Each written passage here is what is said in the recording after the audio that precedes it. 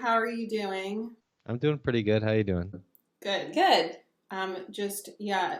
Also, I want to tell you before we start, I know I emailed you this, but you are literally like one of my heroes. Like the stuff you've been doing is so incredible, and I just thank you so much because it's like we need more people like you. Thank you. I appreciate that. Can you tell us and the audience who you are, what you do, and basically what your background and story is? I am Chris Masterjohn. I have a PhD in nutritional sciences. I was a Brooklyn College professor of health and nutrition sciences up until 2000, end of 2016. Since early 2017, I've been doing independent scientific education and analysis, and specifically on vitamins and minerals for most of that time. And since the world has kind of gotten wrapped up in some other stuff, I've gone that direction and used my analysis wherever it seems to be most valuable to people. What do you believe is the optimal human diet, if any? I believe there's no such thing as the optimal human diet because there is too much variation between individual people, groups of people, and too much variation within a person over time, according to circumstances and life stage and development and so on. But I think that you could make some broad strokes to kind of put some boundaries about like around the range of diets that might be optimal and kind of getting rid of some that are clearly not optimal. So the range of optimal diets should at least be mostly built on real food. That doesn't mean that you can't use supplements, but it should be that you are obtaining the vast majority of what you need from things that are actually foods and are not highly processed uh, junk food. I mean, I guess maybe these are kind of obvious, but maybe not because like the vast majority of what most people eat is actually highly like ultra processed food. Um, but like unprocessed or minimally processed food would be the things that actually still look like the stuff that grows in the ground or comes out of an animal. So, like fresh meats and fresh fruits and vegetables and milk would all be examples of minimally processed foods.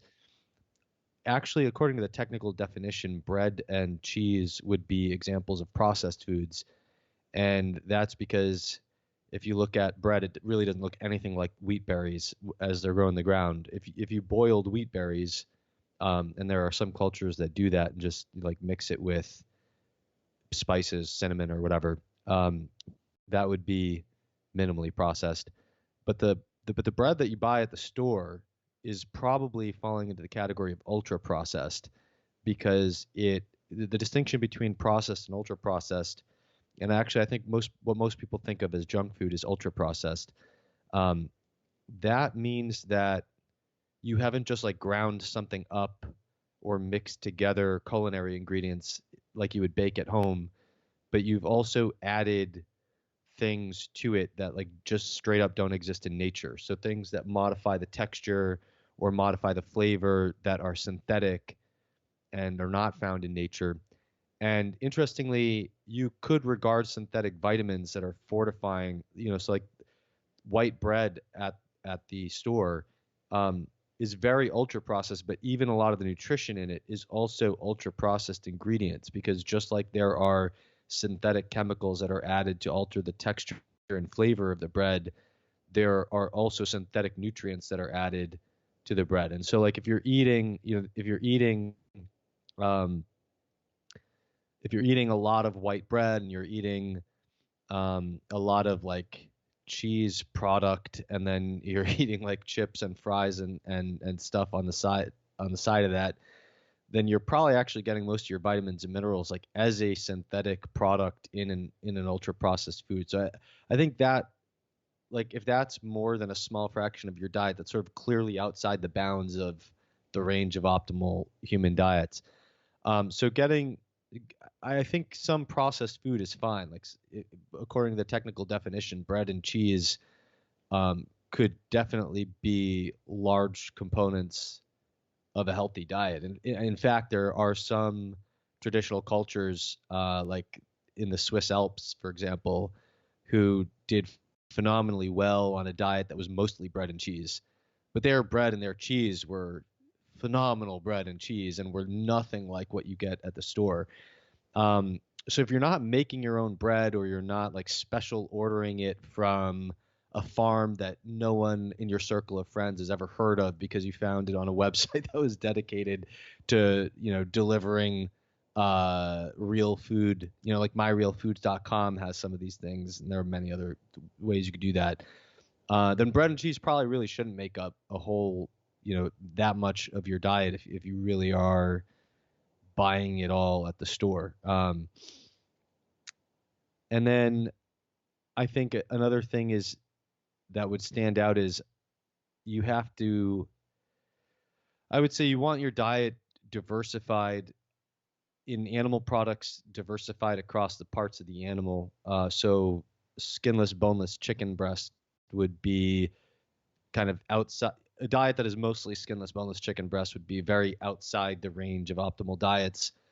Whereas if you are getting, white meat and dark meat on a chicken, and you're also getting bone broth made from the chicken's bones, and you're also eating the liver of the chicken and the giblets and the heart and the other things that you can manage to get down. A lot of people don't like organ meats because they weren't raised on them, but so it's a struggle. But the more of the animal that you eat, the closer you are to getting into that range of optimal diets.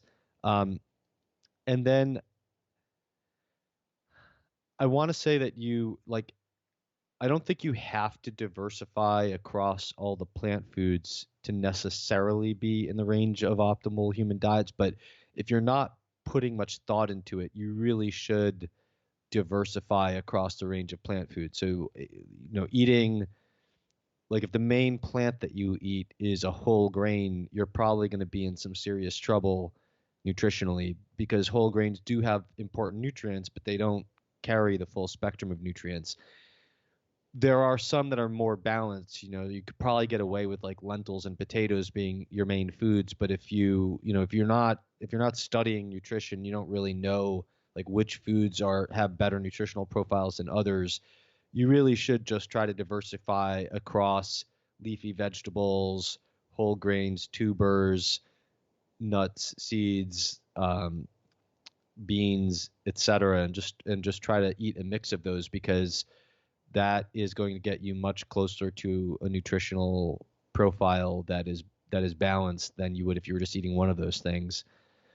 And then, if you really want to geek out on it, uh, you could just track what you eat. So, like one of the things that has to define any diet that's within the range of optimal human diets is that you're actually getting what we know you need from a nutritional perspective, from the macronutrients and micronutrients. So the protein, fat, carbs are macronutrients, and then all the vitamins and minerals are micronutrients. There are some apps that help with that. Chronometer is an example of one. And there's a lot that could be said about the limitations of what we're saying about what we think that you need, and also what the databases say is in a food, because the databases kind of pretend that like potatoes have X percent of whatever. If you take something like iodine, a potato from one part of the U.S. can have 100 times more iodine than a potato from another part of the U.S. And so there's a lot of limitations to trying to track like that. But it gets you at least, like, it at least gives you a kind of some guidance, like a rule of thumb to follow is, try to at least get what looks on paper to be like everything you need, and then you can kind of go from there. But I think at the end of the day, um,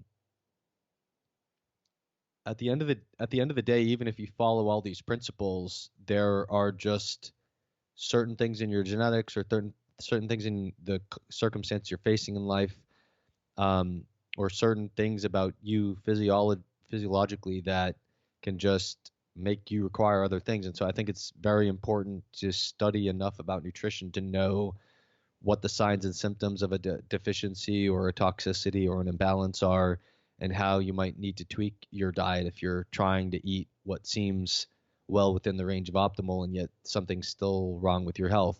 And I think a lot of people will find that to be the case for them. And so trying to get within the range of optimal human diets is just a starting place, and nutrition can be a longer journey after that. I do like using Chronometer just to see. Obviously, like you said, it's not going to be 100%, but just to see within the range of what I'm getting on a day to day basis. So I think that's a good one that people can look into. I've heard you talk about your experience on a vegan diet. I've also done a vegan diet, and it also pretty much wrecked my health. I think like what you're stating about how everyone's different and certain people's genetics or whatever don't allow them to, um, convert vitamins like other people and stuff like that. So, can you go into that experience and also how do you eat now? Yeah, so I went vegetarian at first, and within 6 months I was vegan, and that was all had to be 18 or 19 years ago, and it lasted a couple years. I was vegan for about a year, and then there was about a 6 month period where I sort of wound down from a vegetarian to a pescatarian to ultimately a I wouldn't say a carnivore, but definitely a much more animal based diet, focusing on nose to tail eating under the influence of the work of Weston Price that was part of that journey. When I went vegan, I wanted to save the animals and save the environment and save my own health. And I instead wound up with over a dozen cavities, needed 2 root canals, and my mental health just completely deteriorated. So I had some anxiety disorders as a teenager. They're kind of a nuisance more than anything else, but they really started interfering with my day-to-day life. I think one example, I think from a mental health perspective, the little snippet of a story that kind of illustrates the dramatic difference from when I was a vegan to when I started eating nutrient dense animal foods is I I had a phobia that everything was like drugged or poisoned. And I remember one time that I was really hungry, and I took out a veggie burger from the freezer that I was going to cook, but I spent 20 minutes examining the wrapper for signs that it had been tampered with. And then I think I probably like ripped it myself, and then I couldn't tell whether I did that or whether it was there the whole time, and it took me 20 minutes to find it. And then I just threw it across the room in anger, threw the veggie burger at the wall, and then went to my bed and like cried because I was so hungry, but I couldn't bring myself to eat anything.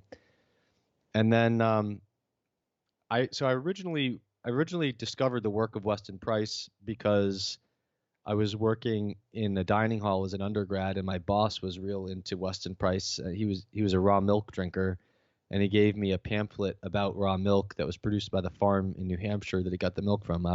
We were both in Massachusetts at that time, so he drove across the border to get that. And the pamphlet mentioned the work of Weston Price, and it mentioned that he had found like the cure for tooth decay. And so I said to myself, well, having a mouthful of cavities, I want in on that. So I never had any intention of actually doing anything for my mental health. I was just trying to fix my teeth, and I went up to the 24th or 20, I think it was the 24th floor of the UMass Library, very tall, and got the 1945 hardcover edition of Nutrition, Physical Degeneration, which was Weston Price's magnum opus, and read it.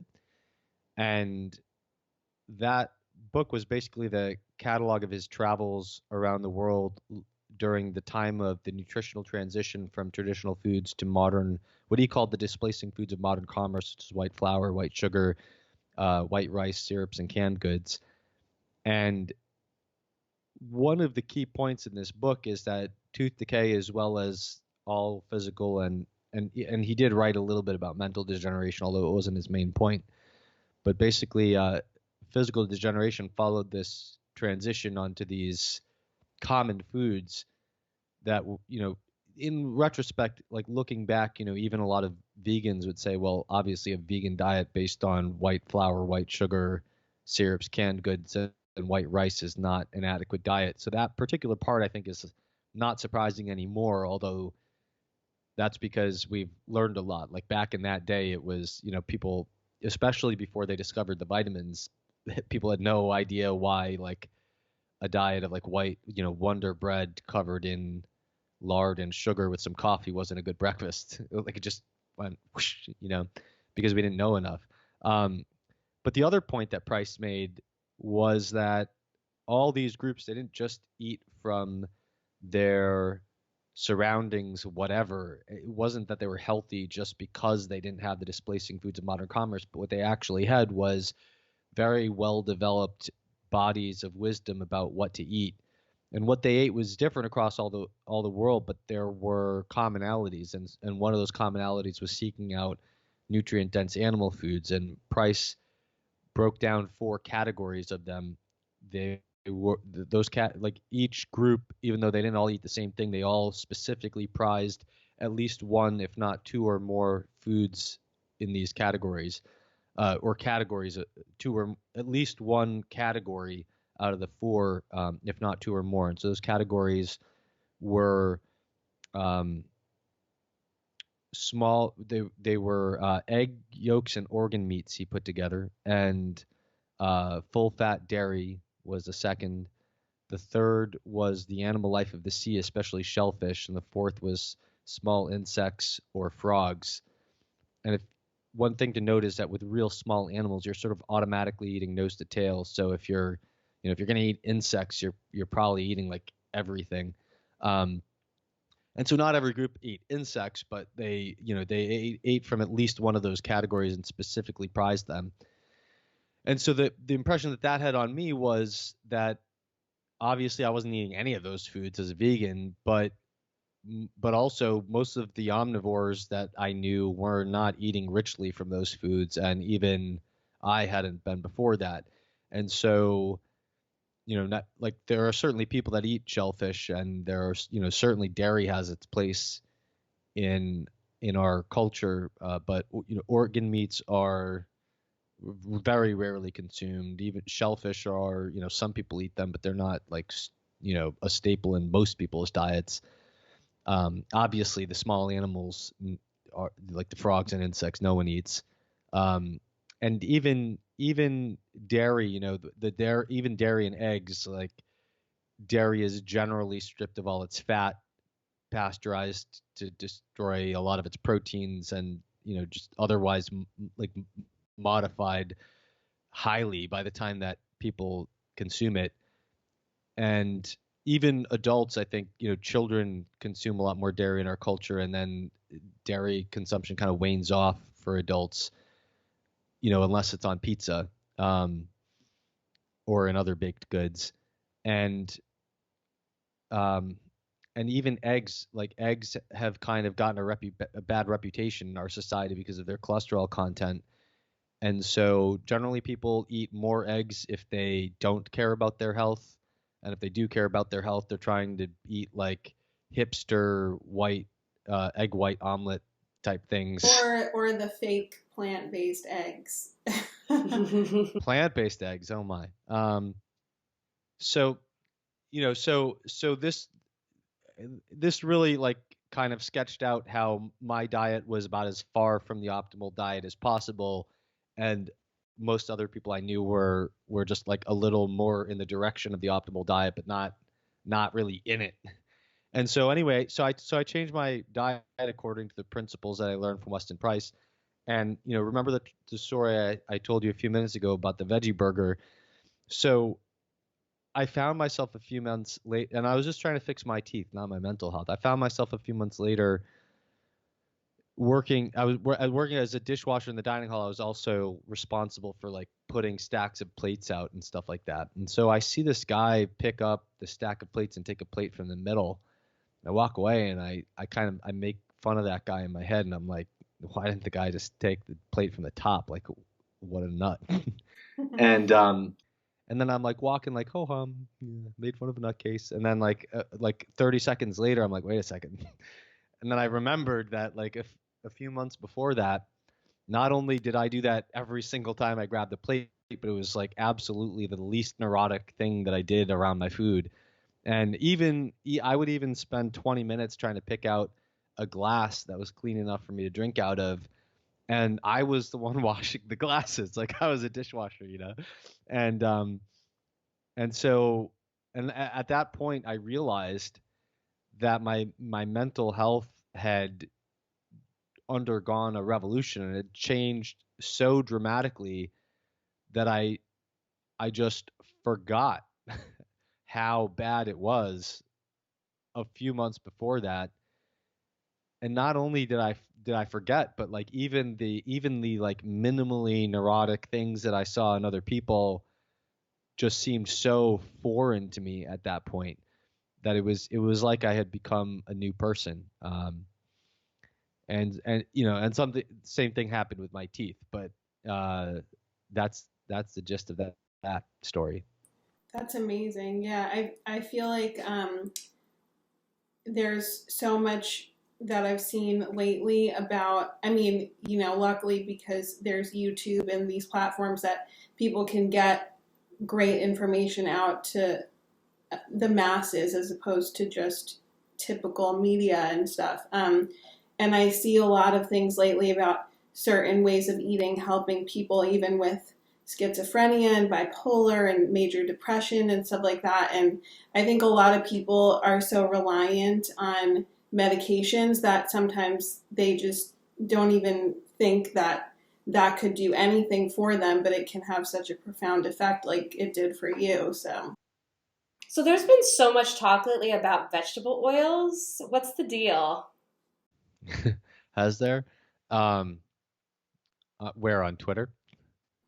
Everywhere, Everywhere. yeah. Yeah. Everywhere. I feel like that's, Um, that's kind of the new, not the new thing, but it's another thing that I've been hearing a lot lately about how you need to avoid vegetable oils at all costs and they wreak havoc on health and stuff like that. So we wanted to get to the bottom of it. I just went on a ski trip with 8 friends, and we spent like 30% of the time talking about seed oil. So because one of my friends there was very big on disrespecting seed oils. But anyway, yeah. So vegetable oil, usually, like if something says it's vegetable oil as an ingredient, that is code for soybean oil. And then as a broad class of oils, when people say vegetable oil, they usually mean seed oils. And by seed, in that case, we're talking a taxonomical seed rather than a culinary seed. So like no one calls soybeans seeds when they're cooking with them, but if you plant a soybean in the ground, then it'll grow a soy plant. And so anything that you could place it in the ground and grow a plant from would be a seed oil, would be a seed, and so the oil from that would be a seed oil, and that would be largely synonymous with what people mean by vegetable oils, and so that's oils from beans, legumes, what everyone thinks of as seeds, um, grains, and nuts, basically. Whereas more traditional oils, if they're from plants, are usually from fruits. And that also can be confusing because like a coconut is a fruit, although it's definitely not a nut, and it's not, and therefore it's not a seed. But the milk from a coconut is from the meat of that thing that bears a seed. Similarly with olive oil, although similarly people don't really think of olives as fruit. They are, and so if you eat an olive, you're eating the flesh of that thing that's around the seeds, and so that olives are an example of a fruit, and olive oil is a fruit oil. Um, the general difference between these are that seed oils tend to be really high in polyunsaturated fatty acids, whereas fruit oils tend to be very low in them and high in either saturated fatty acids or monounsaturated fatty acids. It's kind of a mouthful, so people usually say MUFAs or PUFAs, MUFAs for monounsaturated fatty acids and PUFAs for polyunsaturated fatty acids. And PUFAs with a P are uniquely vulnerable to oxidative damage. Oxidative damage is, you could think of it as wear and tear on your tissues as you age. but there's a lot of things that accelerate that damage. So first of all, PUFAs are the main target of oxidative damage, and so the more PUFAs you have in your tissues, the more damage can be done to them. And when you think of the degenerative diseases that people tend to die from, oxidative damage basically plays a role in all of them. And so too many PUFAs in your tissues make you vulnerable, make you more vulnerable to oxidative damage, which plays a role in pretty much every degenerative chronic disease that you could name, diabetes, heart disease, cancer, etc. And so there's a lot of controversy because there's a lot of discordant data, so especially of different types. So for example, in heart disease, there are very few randomized controlled trials that have looked very specifically at the substitution of vegetable oil for traditional fats. Oh, and I should have mentioned that there's also the traditional animal fats, which kind of fall similarly with the fruit oils. They just tend to be more saturated and less monounsaturated. Although coconut is the most saturated, so lard and tallow and things like that. So these trials, substituting corn oil or soybean oil or safflower oil or sunflower oil or other vegetable oils for those traditional fats, so the fruit oils and including the tropical oils and the animal fats.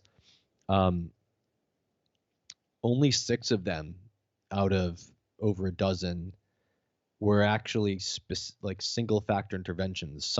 The others were very complex and made that substitution, but then also switched from refined grains to whole grains, added more fruits and vegetables, made people quit smoking, or a whole list of other factors that could impact the risk of heart disease. And so these multifactorial trials tend to make the intervention look really good, but it's impossible to tell what about them was actually benefiting the people in them.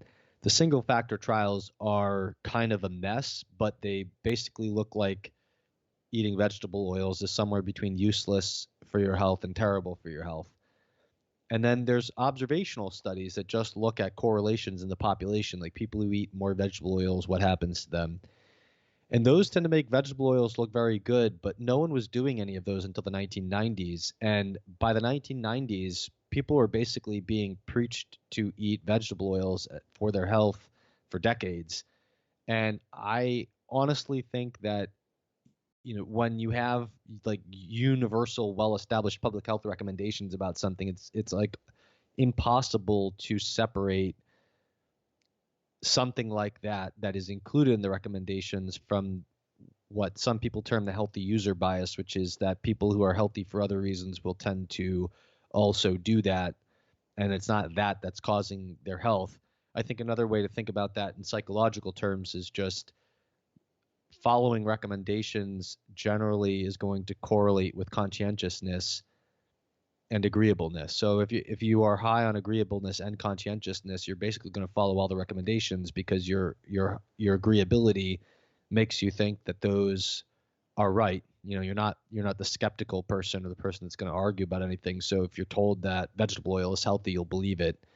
And then if you're conscientious, then you'll do what you believe. And so I think conscientiousness is associated with doing all kinds of other good things. Like if you're more conscientious, you probably have much better habits across the board in almost everything. So then of course there's people like us who are high on conscientiousness and really low on agreeability, or really high on disagreeability, and we think that everything that the public health recommendations are saying is total BS, but we take care of ourselves in innumerable ways.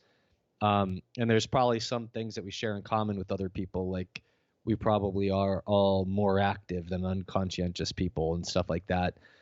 And so if you can't control for conscientiousness in the observational studies, then you really are just like throwing out a lot of noise if the thing that you're trying to measure is a specific target of conscientiousness. Like, do they follow the public health recommendations that have been in place for decades? So the data is really messy, and you really have to bring biases to the table from other things. And some of those, different people come to the table with different biases. One of those biases, and by bias, I don't mean that bias has a negative connotation, but by bias, I just mean that you have something else besides that data that you're bringing to the table to interpret it. Ideally, that bias is driven by some philosophical position that is internally consistent, and or other data from other things where the data is driving your worldview. But among so maybe people would be more comfortable with the word perspective instead of bias. But if you're one perspective that you might bring to the table is traditional foods, and so people that like the work of Weston Price and other ethnographic work that focused on traditional foods would notice that people weren't eating vegetable oils until very recently, when the technology was developed to press oils out of really small seeds. In the past, if you couldn't grind it up by stomping it with your feet, you probably couldn't get very far in producing an oil. So a lot of these seed oils had never existed until modern pressing technology. Um, and so people will say, like, look, we have a lot of evidence that people were much healthier before the industrial age. And so why are we, if these seed oils look so unclear in the data, ranging from unclear to bad, depending on which set of data you're looking at, we should bias ourselves towards selecting from what traditional foods were available. Another perspective you could bring from the table is looking at how you see the biochemistry. So, for example, the fact that PUFAs are uniquely vulnerable to oxidative damage, and the fact that oxidative damage is believed to play a role in most degenerative diseases, it just makes biochemical sense that if you're eating more PUFAs because you're eating more vegetable oils, you're probably going to be at a higher risk for degenerative diseases. And so if there's an unclarity in the data, then you should err on the side of what makes sense from the biochemistry. There are other people that um, I think that tend to style themselves as evidence-based, who kind of dismiss. Well, I think they think that they're dismissing most things that are not clinical outcomes, but what they're really doing, and these are people who like use the pyramid of evidence-based medicine, where the top of the pyramid is the better evidence, and the gold standard at the peak of the pyramid is a systematic review and meta-analysis of a large body of randomized controlled trial evidence. With vegetable oils, that's kind of a joke, because as I told you before, there's 6 trials that even were controlled enough to look at the substitution excuse me, the substitution of traditional fats for vegetable oils, and then there was like many more that were doing all kinds of things at once. And so like it's a complete joke to do a meta-analysis of those trials. People do them, but those trials are so disparate in their methodology that it actually makes way more sense to look at them individually than to try to pull their data together. And so like as you descend in to, away from randomized, like a single randomized controlled trial would be significantly lower in the pyramid than a large body of RCTs that are pulled together. And then as you go down, you have other types of evidence, observational evidence, animal evidence, and that, like, expert opinion is at the very bottom, and animal research is close to the bottom. And a lot of mechanistic stuff is animal research or cellular research. That's how we understand like the mechanisms of what happens. And so mechanism and mechanistic reasoning in the evidence-based medicine pyramid is actually very, very low. But like ethnography is not on the pyramid at all. So if you're using the evidence-based medicine you're like hunter-gatherers. What? Like that's, we don't look at that. And so I think people who style themselves evidence-based and clinical outcome-based use this kind of pyramid, and they think that they are like discarding all other perspectives and biases and just looking at the data, but that is completely false and illustrates a lot of lack of self-awareness. What they're actually doing is they are using the status quo as their baseline. So they're basically extremely biased towards the status quo, because if you don't, I mean, first of all, we don't have adequate randomized controlled trial evidence on almost anything. Anything that we have RCTs on, you can make critiques of the limitations of those RCTs, even where we have long RCTs that are large. I mean, first of all, with drug development, for example, those RCTs, even in traditional phase 3 trials, not what passes for a phase 3 trial in 2022, but like traditional phase 3 trials for medicines, even those, like the whole reason we have post-market surveillance systems to look for side effects after a drug is approved is because those trials are nowhere near big enough to find really serious events that you don't notice until you start giving the drug to far more people than were in the trial, and to the type of people that weren't well represented in the trial. And actually, Wikipedia has a list of drugs that were removed from the market after they were approved, and it's hundreds of drugs long. And so even though that's, hundreds of drugs is actually a drop in the ocean, I don't know what the total number of drugs is, but it's way larger than the ones that were removed. That just illustrates the point that even with like the best designed and executed trials in existence, they're still totally inadequate for their purpose, right? And so the idea that if we have no RCTs, we will just eat whatever we're eating, to say that, well, industry developed vegetable oils and hunter-gatherers and traditional agriculturalists and pastoralists, like none of these groups ever ate them. And then the RCT evidence is very unclear, and you could argue about mechanism. To say then, the vegetable oil bashers don't have enough evidence because the RCT evidence, isn't clear, so therefore vegetable oils must be healthy. Or that's you're basically just deferring to the status quo, and it becomes a competition between the industrial and commercial interests that define the status quo, and that being your bias, versus traditional foods and that being your bias. And I think a lot of people style themselves as being evidence-based and all being about the RCTs and the outcomes, but actually all they're doing is just recapitulating the status quo derived from what was shaped by industry influence. And so I prefer to look at all of these perspectives. And I think first of all, I don't think just because something was traditional makes it good, but certainly the things that have a track record of being consistent with human health for thousands of generations should be presumed to be healthy, or at least presumed to be consistent with health. And we should have more skepticism towards something that has only existed for a few generations. And so I think we automatically should, if there's total lack of clarity, it makes much more sense to defer to what has a track record of healthy use among thousands of generations, and that would be tropical oils, olive oil, and animal fats, basically. And then I think part of the reason I think the biochemistry can tell us why the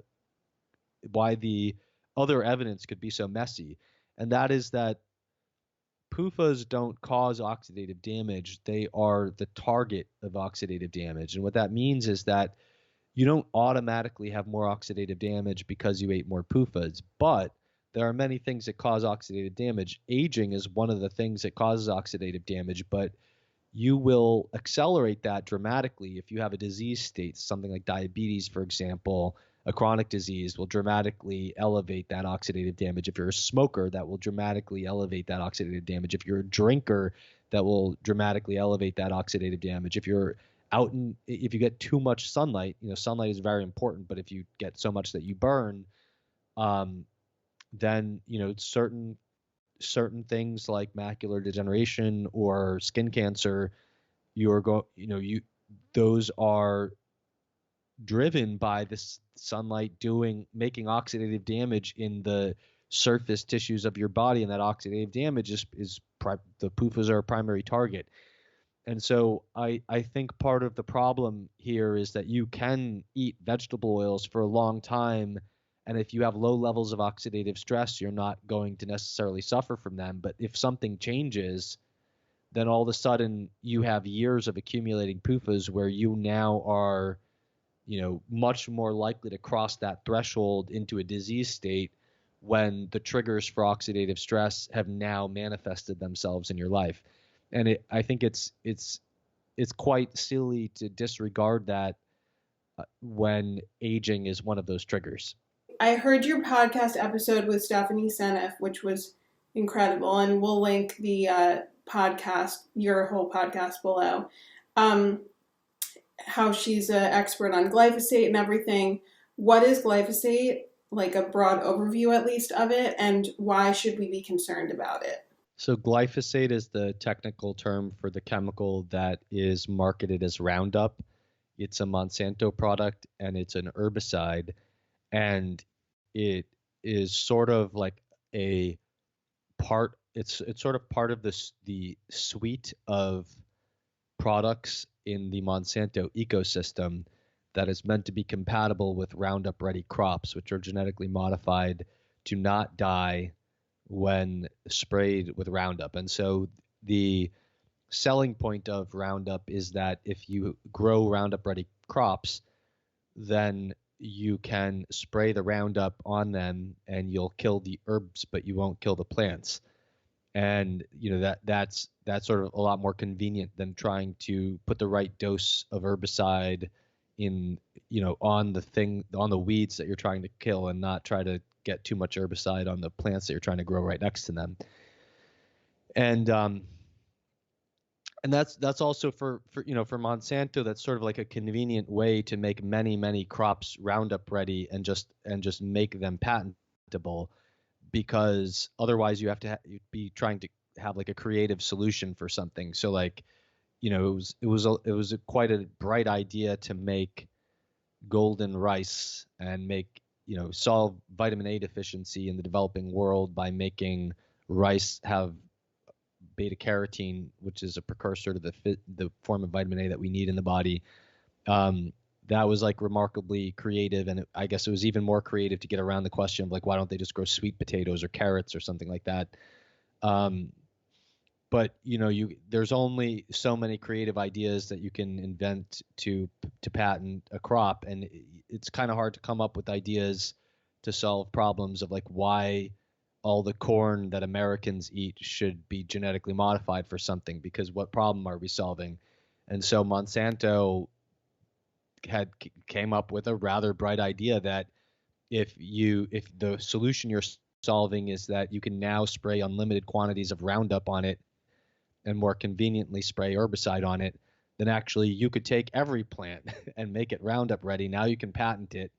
Not only can you patent it, but now when the pollen flies on the next farmer's plants, and that farmer is accidentally growing Roundup ready crops, then now you can sue the farmer and make them pay you.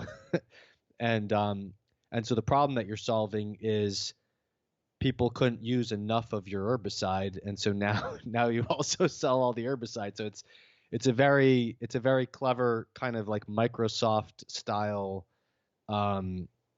way to monopolize the market share on crops and herbicides and patent everything. Now the downside is that there's a couple. One is that it's terrible for the soil. So the Roundup that falls in the soil actually chelates the mineral in the soil. And so even if you grow organic crops in a soil that was previously treated with Roundup, those crops wind up nutrient deficient, and they wind up of remarkably lower quality. Sometimes you don't notice it if you don't expose the plant to stress, but there have been experiments where they've just like exposed crops to wind when they were grown in a previously Roundup treated soil versus not, and like the plants like stand up and blow in the wind if the soil wasn't treated with Roundup, and they just like buckle over and like fall down if they're exposed to the same winds in if they were grown in Roundup treated soil. And so that's just a reflection of the cumulative destruction to the soil that Roundup application causes, which is quite another point from what Stephanie Seneff focuses on. So Seneff focuses largely on how glyphosate is basically a glycine analog. Glycine is one of the amino acids, and the industry claims that it doesn't get incorporated into proteins, and it just um, it just interferes with the active site of a specific enzyme that is its target, and therefore interferes with the plant's metabolism. And that if they just change that enzyme, that's how if they just change it to be different enough from the natural one that the glycine analog doesn't interfere with it, that will make it Roundup ready. That's what they do. But and she outlines them in the podcast that I did with her, but she's basically accumulated a list of lines of evidence strongly suggesting that it does actually substitute for glycine in proteins, and which would mean that it would have much broader toxicity to all living beings than would be suggested by Monsanto's position. I mean, one interesting point is that what they actually do to that enzyme to make glyphosate not interfere with it is they replace the glycine at the active site with a different amino acid. And so that actually works with either perspective, because Monsanto's basically saying that what we're doing is that the glycine analog basically like sort of like gets in the way of the glycine there because of its similarity. But what Seneff is saying is actually the glyphosate is actually being incorporated into that enzyme at that spot. And when you change the sequence of that, you are, by getting rid of the glycine, you're getting rid of the spot that the glyphosate would be substituted in. And so that particular argument, it could fit both perspectives, and it's very technical, and it's not really part of the main point. But just some of the other evidence, though, is that there are a whole subset of enzymes that, besides the target that they use in the Roundup Ready crops, that are poisoned by glyphosate. And they all share in common that they have glycines incorporated into their protein specific ways, where if glyphosate had gotten in there, it would cause the enzyme inhibition that you would predict. And so that makes it look like the glycine is getting in. But the big line of evidence is from the analysis of foods. And so one of her partners, I think his name is Anthony Samsel, if I remember right. He's done analyses of the glyphosate content of various things like breast milk and bones and all kinds of stuff like that. And what it basically shows is, if you just measure the glyphosate without breaking down the proteins in the sample, you will have very low levels of glyphosate. But if you actually hydrolyze the proteins such that if there were glyphosate in the protein, you would free it, then you get much higher levels of glyphosate. And the tissues that have it are the ones that you would expect to have the highest glycine content. So, for example, bones from factory farmed animals who are fed glyphosate, like Roundup Ready corn and stuff, and so have real high glyphosate contents in their diets. The bones are where you get the most glyphosate, and the bones have almost no glyphosate if you don't hydrolyze the collagen. But because collagen is the most glycine-rich protein, a third of the collagen, bone protein is 95% collagen, and collagen is 1/3 glycine. And so bones are just a much higher source of glycine than almost any other food. Only skin even compares to it. And And if you look at the bone of the factory farmed animal, it has a little bit of glycine, but then when you break down the collagen, you release this huge amount of glycine. And so the fact that it's accumulating in the tissues that are most glycine rich, and that you have to break down the protein to find most of the glyphosate, this all like very, very strongly suggests that that the glyphosate is being incorporated into proteins in the place of glycine.